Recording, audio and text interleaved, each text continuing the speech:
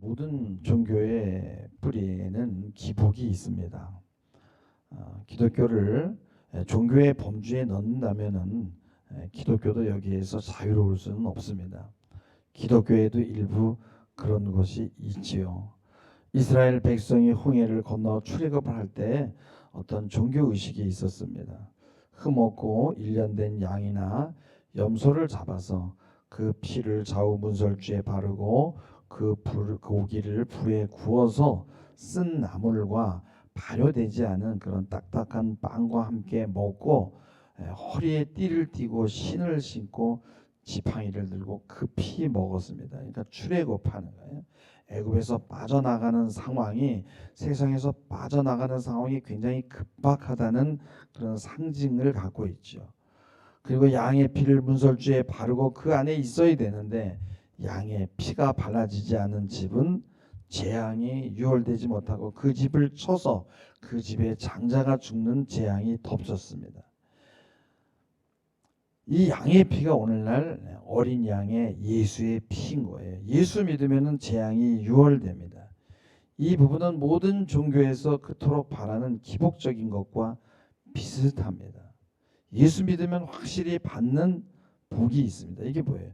재앙에서 유월되는 것이죠.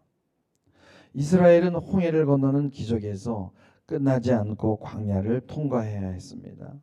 광야에서는 기복신앙이 통하지가 않았어요. 좌절을 경험해야 했고 인내해야 했고요. 광야를 통과할 때는 하나님의 말씀을 굳게 붙들고 끝까지 믿음을 놓지 않는 싸움을 해야 했습니다. 그들은 광야에서 아무리 불평하고 원망해도 애굽으로 다시 돌아간 사람은 한 사람도 없었어요. 광야에서 죽거나 가나안 땅으로 들어가든지 둘 중에 하나였는데 가나안 땅에 들어갔던 사람은 여호수아와 갈렙밖에 없었죠. 그래서 사도 바울은 고린도서에서 말하기를 형제들아 난 너희가 좀 꼭 알았으면 좋은 것이 있는데 그게 뭐냐면 우리 조상들이 다 구름 아래 있고 바다 가운데 지나고 모세에 속해서 다 구름과 바다에서 세례를 받고 홍해를 건넜다는 거예요. 다 같이 신령한 음식을 먹었어요. 광야에서 만나를 먹었고 또 신령한 음료를 마셨다. 반석에서 쏟아지는 그런 물을 마셨어요. 근데 그 반석은 곧 예수 그리스도라. 10장 5절에 그러나 그들의 다수를 하나님이 기뻐하지 않으셔서 그들이 광야에서 멸망을 받았다라는 거예요. 재앙에서 유월된다는 것은 그건 신앙에만 머물게 되면 되는 건데 그의 위험은 뭐냐면 값싼 은혜로 전락할 수 있다는 거예요. 그래서 예수 믿으면 재앙에서 확실하게 유월이 되는데 어떤 교단에서는 이것만이 순복음이라고도 얘기를 합니다. 예수 믿고 모든 재앙에서 유월되는 것이 사실이니까. 그러나 문제는요. 예수 믿고 예수 잘 믿고 이 모든 재앙에서 유월되는 게 과연 쉬울까요? 순복음이 맞아요. 이것만 잘 지키면 복 받습니다. 마태복음 8장 17절에 보면은 선지자 이사야로 하신 말씀에 우리의 연약한 것을 예수님이 친히 담당하시고 병을 짊어지셨더라고 말씀합니다. 그래서 우리는 건강할 수 있어요. 베드로전서 2장 24절에도 보면은 친히 나무에 달려 그 몸으로 우리의 죄를 담당하셨다 그랬어요. 마지막 줄에 보면은 그가 채찍에 맞음으로 우리가 나음을 얻었다라고 분명히 말씀합니다. 우리는 이 말씀을 거부할 수 없습니다. 재앙에서 유월되는 복이 있어요. 병에서 노임을 받을 수 있고 치유받을 수 있습니다. 이러한 이 성경적 사실을 거부하면은 용서받을 수 없는 성령을 거부하는 그런 죄가 됩니다. 근데 우리는 병에 걸리면 내가 죄를 지어서 그런 것이 아닌가 생각하게 됩니다. 하나님을 병을 주는 분으로 오해하죠. 술을 많이 먹어서 간을 해치거나 담배를 많이 피워서 폐를 다치게 하거나 음식을 많이 먹고 운동을 하지 않으면 그것도 오랫동안 지속하게 되면은 병에 걸리게 됩니다. 근데 이 모든 것들을 다 조심했는데도 병에 걸릴 수 있어요. 요한복음 9장에 보면은 소경된 자를 보고 사람들이 저 사람이 소경된 것은 누구의 죄 때문입니다라고 물었을 때 예수님은 뭐라고 말씀합니까? 누구의 죄 때문이 아니라 하나님의 영광을 위해서 저가 저렇게 되었다라고 얘기를 합니다. 우리는 모든 것을 다 알 수 없어요. 우리는 알 수 없음에 머물러 있어야 되는 상황이 우리 인생에 너무 많이 있습니다. 분명한 것은 하나님이 병을 주시려면 병을 만들고 생산해야 되는데 하나님은요 죄와 질병을 만들지 않는 거예요. 어둠과 질병은 사단의 것이고 죄로 인한 것입니다. 신명기 28장에 보면은 이스라엘 백성이 하나님의 말씀에 순종하지 않을 때 질병으로 너희를 치시리라는 기록이 여러 군데 나와 있는데 이 치리라는 것, 이 동사가 굉장히 능동적이고 사역적이잖아요. 근데 사실은 문맥으로 보면은 하나님이 치는 게 아니라 재앙이 올 때 유월시키지 않고 그걸 막아주지 않는다는 거예요.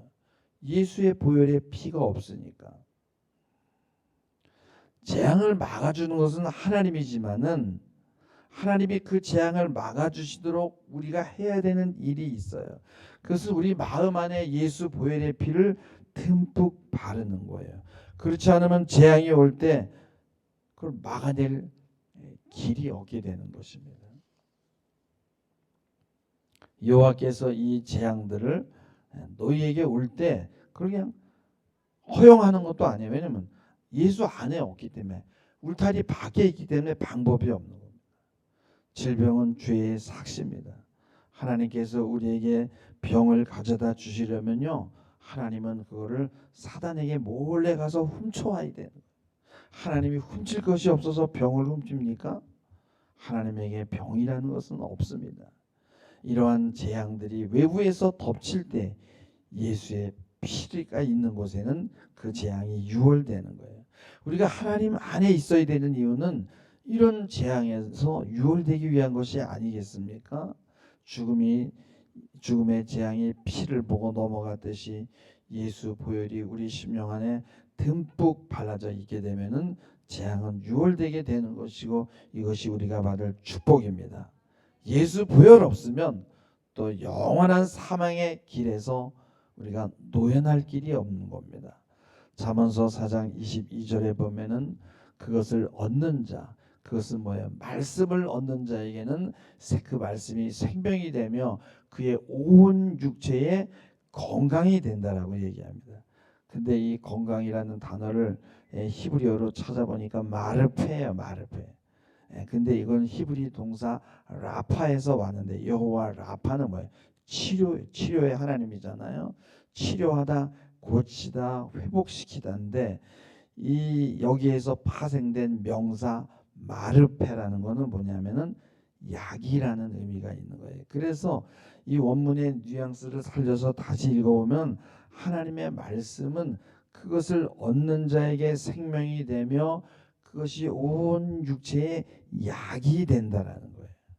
여러분 우리가 약을 복용할 때 여러분요 의사가 처방해 준 대로 꾸준하게 복용을 해야 돼요. 당신은 일주일 동안 아침 저녁으로 식후 30분 후에 이 약을 드세요. 그러면 그거 먹어야 되는 거예요. 근데 먹다가 말다가 아이고 깜빡 잊어버렸네. 그리고 또 안 먹고 그러다가 하루 걸러서 먹고 그러면은 이 내성이 생겨가지고 약이 듣지 않게 되는 거예요. 그러면 약의 강도를 자꾸만 높여야 되는 거예요. 근데 그 약도 먹다 말다 하다 보면 나중엔 이 약이 듣질 않는 거예요. 여러분요 우리가 장로의 자격이라든가 교회 직원의 그 자격을 얘기할 때는 그 사람이 주일 성수를 하는가를 제일 먼저 첫 번째 그거를 보게 되는 거예요. 왜냐하면 주일 성수를 안 하게 되면은 내성이 생겨가지고 복음의 약이 들어가도 듣질 않고 여러 가지 부작용이 생기거든요. 여러분 예수 믿고 복 받고 싶어. 여러분 그런 태도 절대적으로 필요합니다. 그러나 여러분 이것이 쉽지 않다는 걸 알아야 돼요. 철저해야 됩니다. 여러분 우상을 섬기는 사람들도요 잘 보면 그 우상을 잘 모시고 보관하고요 그리고 산당을 짓습니다. 거기 보면 야곱의 그 장인이 자기 우상이 없어진 걸 알고 끝까지 찾으러 오잖아요. 여러분, 교회에 그냥 뭐 몇 주 빠지다가 또 한 달 만에 한 번 오다가 뭐 이렇게 돼버리면은 복음의 내성이 생겨가지고 복음의 약이 듣지 않아요. 말씀에 압도돼야 되는데 하나님의 말씀이 그냥 그저 그렇게 들리게 되는 거예요. 여러분, 약이 된다는 것은 우리의 육체만 국한되는 게 아니라 우리의 영과 마음과 혼과 육체 모두를 포함하거든요. 여기에는 병의 노임도 있고 장수의 복도 있습니다. 그래서 여러분, 주일 성수는 마치 어린아이가 보호자를 잘 따라다니는 것 같아요. 그냥 하나 엄마 손만 꼭 잡고 놓치지 않으려고. 여러분, 우리는 스스로 복의 사람이 될 수 없어요. 노력해도 복이 없는 사람은요, 복을 못 받아요. 그래서 먼저 복을 받을 사람이 돼야 된다. 복을 주는 사람은 복을 주는 분은 하나님이고 우리는 복 받을 여건을 조성해야 되는 거예요. 그게 뭐예요? 어린아이와 같은 마음입니다. 체코의 문인인 카프카가 예언자들에게도 이렇게 빈정됩니다. 예언자들은 하나님이 자신이 부르는 소리를 듣고 뇌가 찢어지는 듯한 두려움을 느낀 허약한 아이들이다. 그러면서 음성은 인간을 허약하게 만들고 자신을 잊어버리게 하는 자기 상실로 이끈다라고 얘기합니다. 우리에겐 여러분 그러나 이런 태도가 필요해요. 오늘날 여러분 많은 사람들은 더 이상 어린아이처럼 순수하지가 않아요. 다른 사람의 소리만 듣는 것이 아니라 그냥 하나님의 음성을 귀히 여기지 않아요.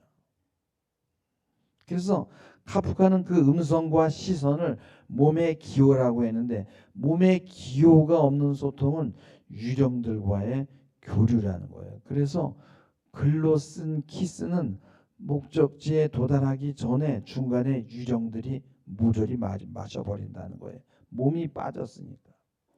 오늘날 디지털 소통 수단은 먼 곳의 사람들을 생각하고 가까이 있는 사람들을 만지는 능력을 빼앗아갑니다. 서로 가까이 있어도요, 핸드폰만 만지고, 그래서 가까움과 멀매 그 거리가 사라져 버렸어요.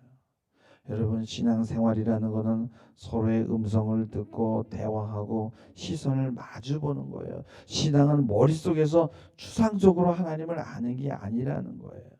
그래서 초대교회 때 이레니우스는 그리스도 안에서 그리스도를 통해 하나님을 안다는 것은 친교 가운데 연합을 지향하는 공동체 안에서 경험하는 거예요.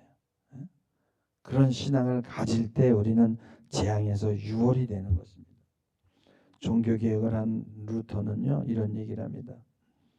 신앙이라는 것은 하나님께서 자신이 창조한 피조물들과 그들이 만든 종교에 어떻게 죽임을 당하셨는지, 그리고 그분은 연약함과 실패와 모순을 통해서 활동하셨다는 것, 그리고 그분이 모든 종교의 언어를 부숴버리고 다시 재구성했다라는 거예요.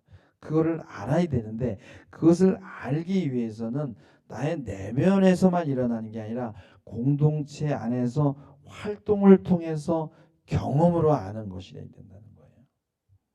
그래서 이 신학자들은 십자가를 통과하지 않는 새로움과 변혁에 대한 믿음은 무미건조한 믿음이거나 값싼 믿음으로 전락할 수 있다라고 경고하는 거예요. 이 부조리한 세상에서 이 벗어나서 순수하고 황홀한 무엇을 추구하는 그런 그 일종의 도피는 잘못된 신앙이라는 거예요. 세상에서 도망가는 것이 아니라 적극적으로 맞서서 그 안에 들어가서 활동해야 되는 것인데, 여러분, 세상에 쾌락에 빠지는 것도 결국은 도망가시는 것과 마찬가지입니다. 예수 믿고 복 받아야 되는 것에는 꾸준함과 어린아이와 같은 순종이 있어야 되는 거예요. 하나님의 말씀이 약인데 이 약 중에는 여러분 예방의 약도 있잖아요. 그래서 하나님의 말씀은요, 예방 주사와 같은 거예요. 그래서 오늘 말씀 잠언 4장 22절에 나오는 그 하나님의 말씀이 당신의 온 육체의 약이다. 당신의 온 영혼에, 온 정신과 몸에 유익한 약이라는 거예요. 그래서 꾸준한 신앙생활은 이런 체험을 주는 거예요. 근데 꾸준하지 못한 사람은 나도 좀 다녀봤는데 뭐 별로 효과가 없어. 그런 말이 나오는 거예요. 붙어 있게 되면은 성경 안에서 성령을 통해서 그분은 우리의 모든 경험을 끌어안으시고 우리를 독생자 예수 그리스도께서 계신 곳으로 데려가십니다. 그래서 어거스틴은 하나님의 음성이 들리는 시기는 밤이라고 말합니다. 사도 바울은 고린도전서 2장 2절에 내가 너희 중에서 예수 그리스도와 그 십자가에 못 박힌 것 외에는 아무것도 알지 아니하기로 작정하였다라고 말씀합니다. 그래서 내가 너희 가운데 13절에 보면 거할 때 약하고 두려워하고 심히 떨었다라고 말씀해요. 우리에게는요 이렇게 두 가지의 길이 있어요. 하나님이 나를 대속해서 십자가를 지으신 그 은총을 누리는 길이 있고 주님이 가신 십자가 길을 따르면서 내가 십자가를 지는 길인데 이 두 길에는 항상 긴장관계가 있어요. 십자가의 은총과 대속의 복을 제대로 누릴 줄 아는 사람은 십자가의 길도 갈 수 있는 것입니다. 이스라엘 백성이 양의 피를 문설주에 바르고 홍해를 건넌 사건은 그들이 이스라엘 백성에 속해 있다는 것만으로 받은 혜택이에요. 근데 그 혜택을 유지하기 위해서는 계속 그 신앙을 유지해야 되는데 그 붙어 있는 것이 만만하지 않은 거예요. 포도 가지가 나무에 붙어 있기만 하면 열매를 맺는데 분명히 우리가 예수에게 붙어 있으면 받는 축복이 있는데 이게요 여러분들 붙어 있는다는 게 쉽지가 않습니다. 예수님이 인류를 위해 짊어지신 그와 똑같은 십자가를 질 수는 없지만은 그러나 그 가신 길을 따라가면서 내가 짊어져야 되는 십자가를 질 수 있죠. 그것은 뭐예요? 수동적이에요. 내가 원하지 않은데도 따라와요. 이때 도망가지 말고 잘 붙어 있어야 됩니다.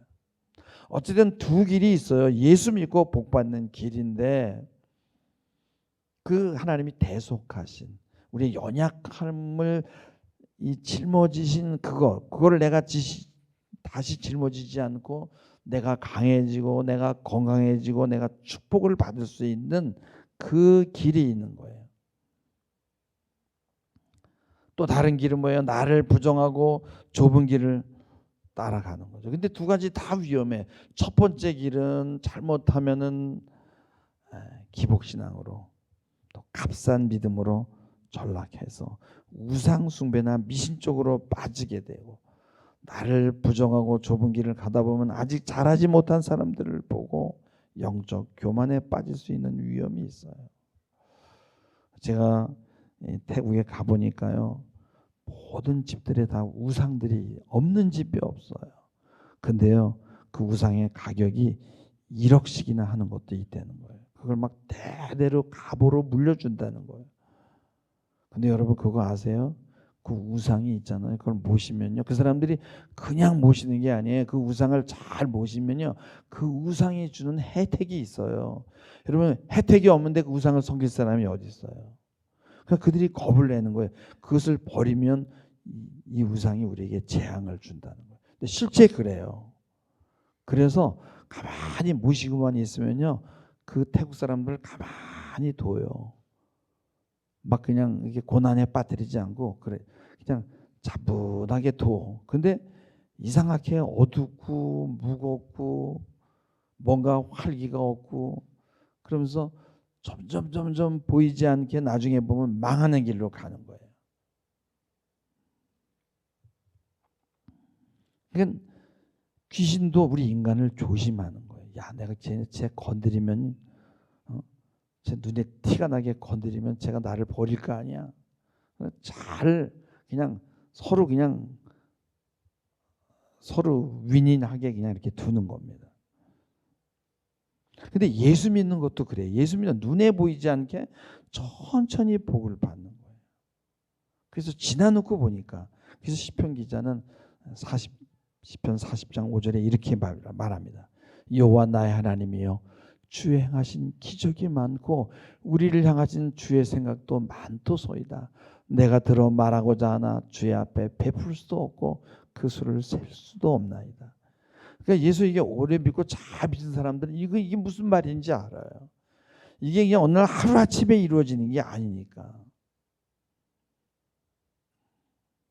우상도 귀신도 그 대가를 주는데 편안하게 재앙을 주지 않으면서 나중에 보면은 망하잖아요. 근데요 여러분요 이 우상을 섬기는 사람들이 참 신기하잖아요. 내가 이 사람들을 배반하면 이 우상이 나에게 복수를 하는구나라는 것을 안다는 게 그게 신기하단 말이에요. 실제 그래요. 다 쓸데없는 헛개불 붙들고 저들이 두려워하는구나라고 하지만 아니란 말이에요. 그래서 거기 선교사가 그러는데 반드시 복음을 전하면 그 다음에 막 난리법석이 난대. 그 얘기를 해준다는 거예요. 그런 일이 있을 거다. 반드시 일어난다는 거예요. 너 나 버리면 나 너 가만히 안 둘 거야. 그러나 여러분 예수를 꽉 붙들면요 예수 보혈이 그 재앙을 막아줄 줄 믿습니다. 꼭 우리가 잊어버리지 말아야 될 것이 있는 게 뭐냐면 예수 믿으면 오는 축복이 분명히 있다는 거예요. 그 축복이 값싼 믿음으로 전락하지 않기 위해서 우리가 알아야 하는 것이 있어요. 갑작스런 기적을 체험할 수도 있지만은 항속적이고 꾸준하게 예배하고 말씀 듣고 어떤 우여곡절이 있을지라도 사단이 방해를 하죠. 하나님의 말씀을 항상 그 위에 두고 주님께 붙어 있기만 하면 복이 온다는 거예요. 근데 문제는 그 붙어 있다라는 것이 정적인 게 아니라는 거예요. 역동적이라는 거예요. 사단이 우리를 가만히 두지 않기 때문에 싸워서 이겨내야 된다는 거예요.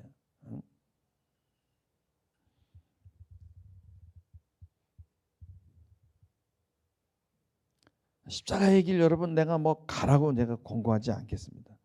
붙어 있는 것도 어려워. 그것만 잘해도 복을 받는다는 거예요. 근데 그것도 못하면 어떻게 되겠냐 이거죠. 오늘 시편 19편 7절 8절에 보면은 여호와의 율법은 완전하다라는 거예요. 그래서 우리의 영혼을 소성시키는 거예요. 활기 있게 하고요. 또 여호와의 증거는 너무나 확실해서 우둔한 자로 지혜롭게 하는데 이게 뭐냐면은 시간이 좀 걸리는 거예요. 그리고 여호와의 교는 정직하여 마음을 기쁘게 하고 그 계명은 순결하여 우리의 눈을 밝게 한다는 거예요. 그래서 하나님의 말씀을 자꾸 듣게 되면 마음이 기뻐지고 눈이 밝아지게 되고 온 몸에 영향을 미치는 거예요. 이게 건강의 복입니다. 말씀을 받아들이지 않고 세상 것을 받아들이게 되면은 이것이 척수를 타고 근육과 뼈로 내려가 가지고 이 세상 정보 사단의 정보가요 이 오장육부로 전달이 돼 가지고 장기를 경직시키게 되는데 이게 오랫동안 지속하게 되면 그게 병으로 오게 되는 거예요. 근데 하나님의 말씀을 받게 되면 평안과 감사와 기쁨과 회개와 겸손한 마음이 생기게 되고 이것이 자율신경에 영향을 주고 오장육부에 영향을 줘서 건강하게 되는 거예요. 그래서 예수 잘 믿는 거, 주일성수 하는 것, 말씀에 순종하는 것은 우리의 온 몸에 약이 된다는 거예요. 전 여러분들이 이런 복을 받아 누렸으면 좋겠어요. 여러분 꽉 붙어 있으시기 바랍니다. 꾸준하시기 바랍니다. 주일 성수 잘 하시기를 주님의 이름으로 부탁을 드리며 말씀을 맺습니다. 기도하시겠습니다. 주님, 복의 사람이 되고 싶은 것은 우리의 본능입니다. 그러나 복을 주는 것은 하나님의 주권입니다. 복의 사람이 되기 위한 조건, 하나님 안에 있는 것, 예수 안에 잘 붙어 있는 것, 아버지요. 그것을 하나님 아버지요. 싸워서라도 이겨서 쟁취하는 저희들이 되게 하옵소서. 어떤 우여곡절 속에서라도 끝까지 믿음을 지켜 복을 누리는 우리 모두가 되도록 축복하여 주시옵소서. 감사하며 예수님의 이름으로 기도하옵나이다. 아멘.